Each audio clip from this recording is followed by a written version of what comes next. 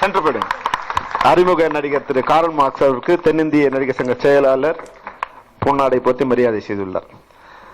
நல்ல வார்த்தைகளால மனசிறந்து வாழ்த்தினார் திரு ராதாரவி அவர்கள். அவர் சொன்னார் கருப்புன்னு. உண்மையாவே இன்னைக்கு தமிழ் சினிமாவை ஆள்றவங்க எல்லாரும் கருப்பு தான். ரஜினிகாந்த்ல இருந்து விஜயகாந்த்ல இருந்து நான் இன்விடேஷனை பார்த்தோன்னே அவன்கிட்ட சொன்னேன், நீ பார்க்கும்போது எனக்கு இந்த பூவிலங்கு முரளி விஜயகாந்த் சார் இது மாதிரி இருக்க, நிச்சயமா நீ மிகப்பெரிய நடிகனா வருவார். ஒரே ஒரு விஷயம் அவர் சொன்னதுல சம்பளத்தை மட்டும் ஏத்தாம பாத்துக்க, நீ குணம் நல்லா இருந்தீங்கன்னா நீ வாழ்க்கையில நடந்துட்டே வந்துட்டே இருப்ப. ஏன்னா எனக்கு சிறந்த நடிகர்கள் விஜயகாந்த் மிகச்சிறந்த நடிகர் என்னை பொறுத்த வரைக்கும். ஏன்னா இயக்குனருக்கு அவர் தான் சரியான நடிகர். நீ என்ன சொன்னாலும் அதை செஞ்சுட்டு போயிடுவார். அது மாதிரி நீ இயக்குனர் நடிகரா இருக்கணும்.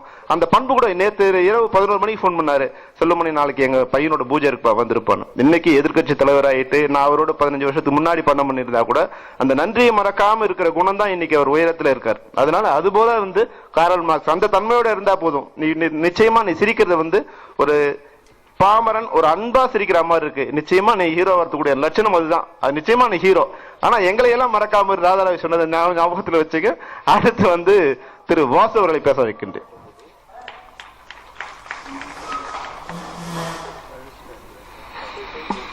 மேடையில் இருக்கும் நண்பர்களுக்கும் வந்திருக்கும் குடும்ப நண்பர்களுக்கும் பத்திரிகை நண்பர்களுக்கும் ஊடக நண்பர்களுக்கும் தொலைக்காட்சி நண்பர்களுக்கும் என்னுடைய வணக்கம்.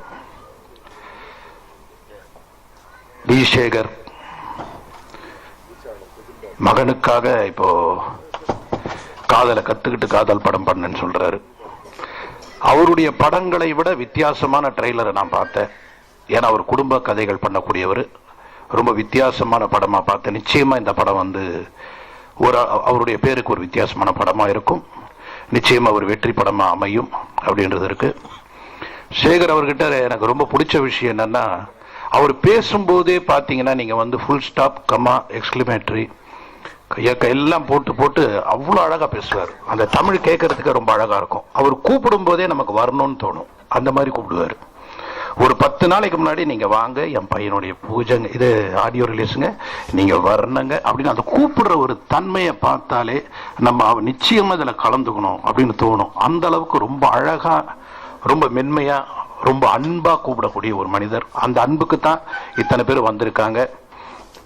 அவருடைய மகன் என்கிட்ட வரும்போது இன்விடேஷன் கொடுத்தாரு. நிறைய பேரை பார்த்தேன். நான் அவர்கிட்ட கேட்டேன், என்னப்பா 3 ஷோவும் எடுத்துட்டீங்களா, இவ்வளவு பேர் பேச வேண்டியிருக்கு அப்படின்னு சிரிச்சாரு. அந்த சிரிப்புலயே எனக்கு ஒரு நல்ல அழகு தெரிஞ்சிச்சு. நான் சொன்னேன், நீ நேரா பாக்குறதோட போட்டோஜெனிக்கா ரொம்ப அழகா இருக்க அப்படின்னு நேரா சொன்னேன் நான். அதே மாதிரி இந்த படத்தோட மியூசிக் டைரக்டர் ரொம்ப அழகா பண்ணியிருக்காரு. ஆஃப்டர் லாங் டைம் நான் ஒரு மெலோடியா நல்ல 2-3 சாங்ஸ் ரொம்ப மெலோடியா கேட்டேன். லிரிக்ஸ் எல்லாம் ரொம்ப கிளியரா கேட்கிற மாதிரி. அது ரொம்ப நாளாச்சு அந்த மாதிரி பாட்டு கேட்டு. ரொம்ப அழகா இருக்கு. அதனால மியூசிக் டைரக்டருக்கு டெஃபினட்டா ஒரு நல்ல ஒரு எதிர்காலம் இருக்கு. ஹீரோயினும் அழகா இருக்கு. ஸோ இதெல்லாம் தான் ஒரு படத்துக்கு முக்கியம். அடுத்தது சேகரை பொறுத்த வரைக்கும் அவர் நல்ல அழகா தெளிவா கதை சொல்லக்கூடியவர். இப்போ ஒரு புது முயற்சி லவ் ஸ்டோரி எடுத்திருக்காரு, பிளஸ் ஆக்ஷனும் பண்ணியிருக்காரு. ஆக்ஷன் நான் அவரோட படங்கள்ல பார்த்ததில்லை. ஆக்ஷனையும் ஜாயின் பண்ணியிருக்கும் போது ஒரு கமர்ஷியல் பிலிம் தன்னுடைய மகனை ஜெயிக்க வைக்கிறதுக்காக சேகர் எடுத்திருக்காரு. ஆனா ஒரே ஒரு விஷயம் சொல்றேன் தம்பி, உனக்கு எங்க எதிர் வீட்டு புள்ள, எங்க பக்கத்து வீட்டு புள்ள எல்லாம் பெரிய ஹீரோ ஆயிருக்கான். நீ எங்க வீட்டு புள்ள. ஏன்னா நீ ஒரு டைரக்டரோட புள்ள. அதை வச்சு சொல்றேன். எங்க குடும்பம் டைரக்டர் பசங்க நிச்சயமா ஜெயிப்பாங்க. அதுக்கு ஒரு டைம் வரணும்.